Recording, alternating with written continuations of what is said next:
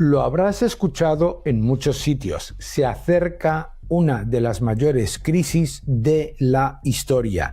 Y además, la crisis va a ser de tal magnitud que no vamos a tener capacidad de defendernos de ninguna manera. Curiosamente, mi buen amigo Nouriel Roubini, al que le llamaban el Doctor Desastre, Doctor Doom, considera que no es exactamente así. Vamos a hablar de qué podemos esperar para el año 2026 y si de verdad viene una crisis, llega una crisis de la magnitud que están diciendo.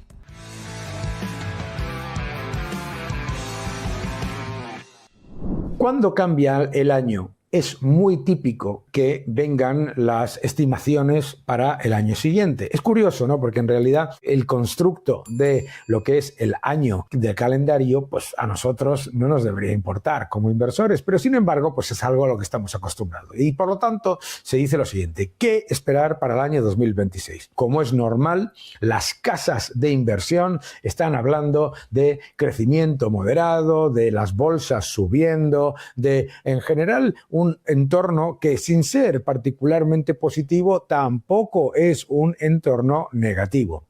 Curiosamente, estamos escuchando muchas cosas en los canales de YouTube y en muchos foros de inversión hablando sobre una crisis sin precedentes. Una crisis sin precedentes de la que no nos vamos a poder proteger.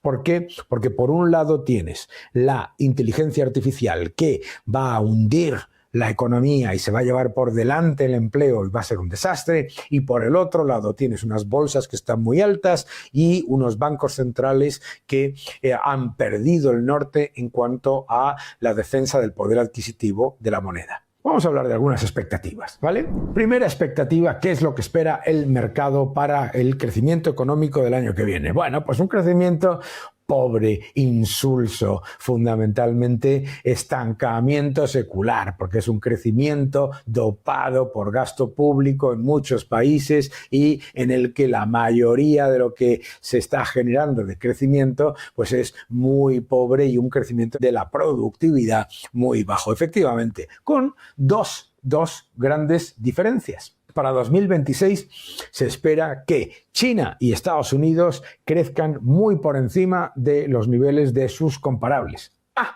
China y Estados Unidos liderando en tecnología. La inversión en tecnología, mis queridos amigos, es el gran factor de diferencia en el crecimiento económico en los próximos años. Efectivamente, mi buen amigo Nouriel Roubini también lo explica. La inversión en tecnología y la inteligencia artificial no son unos efectos negativos, sino lo contrario, son los que nos van a salvar en cuanto a productividad y en cuanto a crecimiento. Y no, la inteligencia artificial no quita empleo, no destruye empleo, desplaza competencias, que es otra cosa completamente diferente. La inteligencia artificial, por lo tanto, no es un factor de riesgo, sino un factor de oportunidad. Entonces, ¿dónde está el factor de riesgo? Bueno, el primero está en la inflación. Las expectativas para el año 2026 son, en general, de una bajada sostenida y constante de la inflación en prácticamente todos los países. Fuerte bajada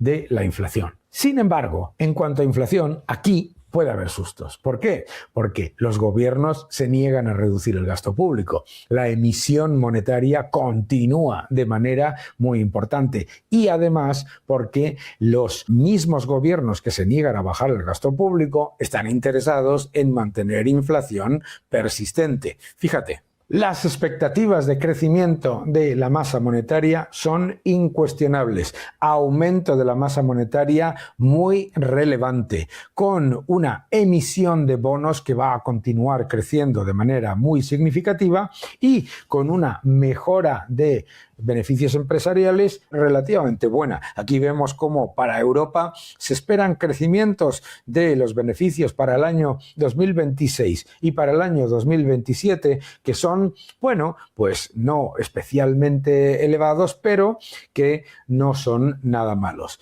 Para Estados Unidos se espera una fuerte subida de beneficios empresariales, tanto en el año 2026 y sobre todo en el año 2027.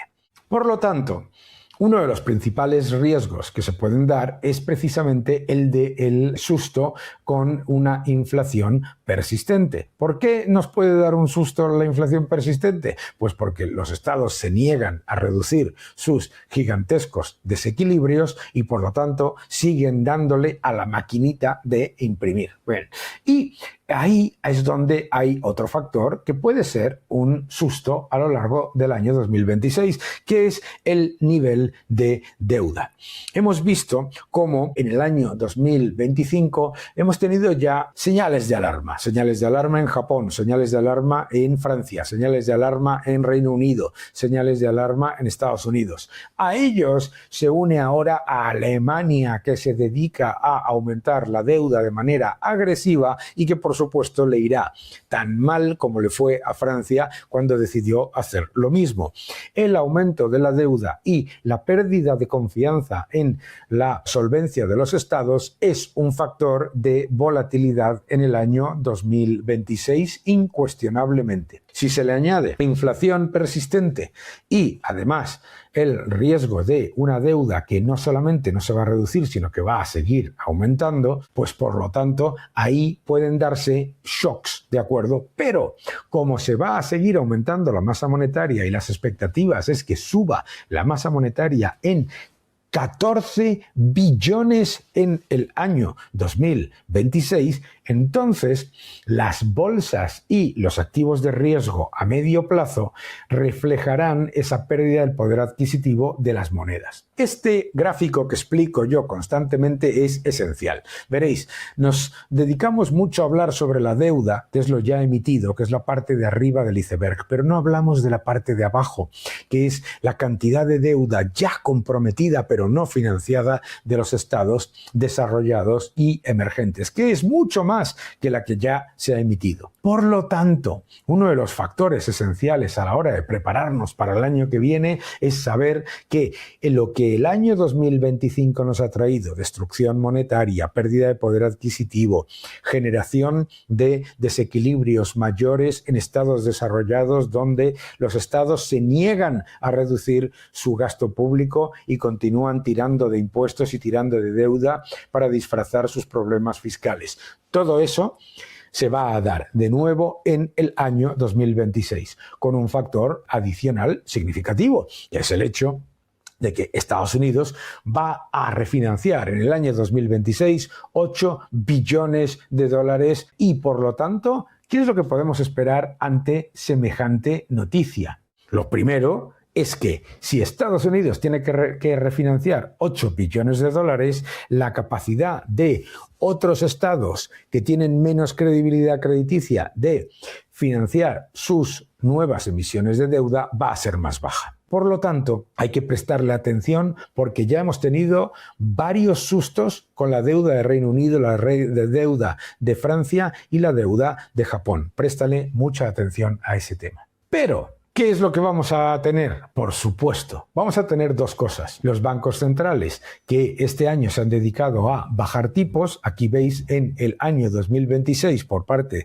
de las expectativas de JP Morgan, espera fundamentalmente que solamente sean Reino Unido y Estados Unidos los que bajen tipos con una reducción mayor de la inflación y que el Banco Central de Japón suba los tipos y el resto los mantenga. ¿Por qué creo que no vamos a tener una crisis en el año 2026 y sin embargo vamos a continuar con lo que tú percibes cada día, que es la crisis a ritmo lento? Una crisis que va poco a poco erosionando el poder adquisitivo de la clase media, que está destruyendo la clase media y que está llevándose por delante la capacidad de los ciudadanos medios de salir adelante. ¿Por qué? Porque los bancos centrales y los gobiernos del mundo efectivamente han acordado de manera tácita o a lo mejor incluso explícita que no haya una crisis como la de 2008. Eso lo hubiéramos tenido ya en el año 2022 o en el año 2023. ya habría existido. Pero cuando está la acción concertada de gobiernos y bancos centrales para evitar que haya crisis, la crisis la estás viviendo día tras día en la destrucción del poder adquisitivo de tu salario y en la pérdida de tu capacidad de llegar a fin de mes vía la destrucción del dinero y vía fiscal. Es decir, los gobiernos han dicho, no te preocupes, vamos a evitar una crisis, pero te la vamos a cobrar por adelantado en inflación y en impuestos. Los bancos centrales ya parecen acostumbrados a una inflación del 3%. Está bien, una locura, ¿de acuerdo? Pero eso es lo que me lleva a pensar que es difícil que haya una crisis y que la tecnología, en vez de funcionar como un riesgo, va a funcionar como una ventaja, lo que nos va a permitir defendernos de los estados depredadores. Por lo tanto, para el año 2026, fijaos, es muy probable que el activo que ha sido la apuesta más concentrada, que ha sido estar negativo con el dólar en el año 2025, es muy probable que tenga un diente de sierra y el dólar se empiece a fortalecer con respecto a otras monedas. Es normal que cuando hay un año en el que el dólar se debilita, después se den al menos 11 ocasiones en las que se ha vuelto a fortalecer en ese periodo. Esto es la historia del dólar desde la crisis del 2008. Esto es importante porque un montón de gente mantiene una posición, digamos, cautelosa. Pero es importante también tener en cuenta los beneficios empresariales. Las expectativas de crecimiento de beneficios empresariales para 2026 y 2027 del S&P 500 son claramente positivas.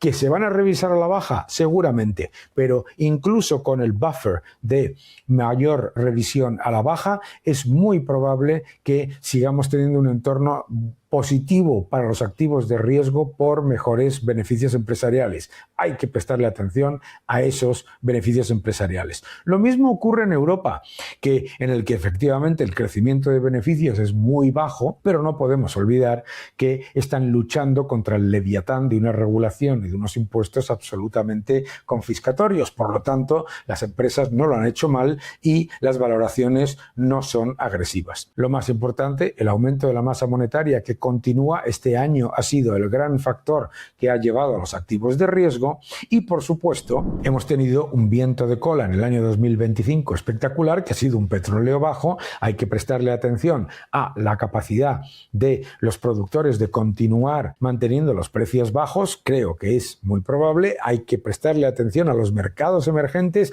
donde India y China van a seguir pujantes en cuanto a Producto Interior Bruto, pero no necesariamente tan pujantes en cuanto a activos bursátiles, simplemente por la conformación de sus índices. Pero si la masa monetaria sigue creciendo como se espera, es muy probable que con dientes de sierra o con la volatilidad que se vaya a generar sea un buen año para la inversión en renta variable. La renta fija, pues acabamos de comentar lo que los estados no quieren hacer, que es darte rentabilidad por invertir. Es decir, continuamos en un año de represión financiera. El nuevo orden económico mundial, ya en tercera edición, el nuevo orden económico mundial, el título de mi nuevo libro. No te lo pierdas, te va a gustar. El nuevo orden económico mundial. ¿Qué es lo que pasa? Que, como es normal, no se pueden identificar cisnes negros si se fuese a dar una noticia que lo cambiase absolutamente todo. Pero te voy a decir una cosa. Incluso si se diese un cisne negro, es muy probable que el entorno sea positivo para tomar decisiones de inversión y utilizarlo como oportunidad para comprar. Es más, como ya se ha tomado la decisión consciente de continuar con la represión financiera y con el exceso monetario, es prácticamente imposible que vayas a tener una crisis, pero la estás viviendo ya. Eso es lo que pasa, que a la gente le parece prácticamente imposible que la bolsa esté por un lado potente y la economía sea débil. ¿Por qué? Simplemente porque la bolsa lo que está reflejando es el exceso monetario. Y con ese iceberg que te he mostrado yo antes, lo más probable en el año 2026 es que también se mantenga ese entorno. Nunca olvides esta parte. Por lo tanto, seguiremos mirando. Esas son las expectativas. Crecimiento pobre, inflación aparentemente a la baja, pero prestemos atención al exceso monetario, deuda creciente, estados que continúan gastando demasiado y un entorno monetario en el que los bancos centrales van a priorizar la liquidez por encima del control de la inflación. Por lo tanto, el momento para invertir es ayer, que no te engañen.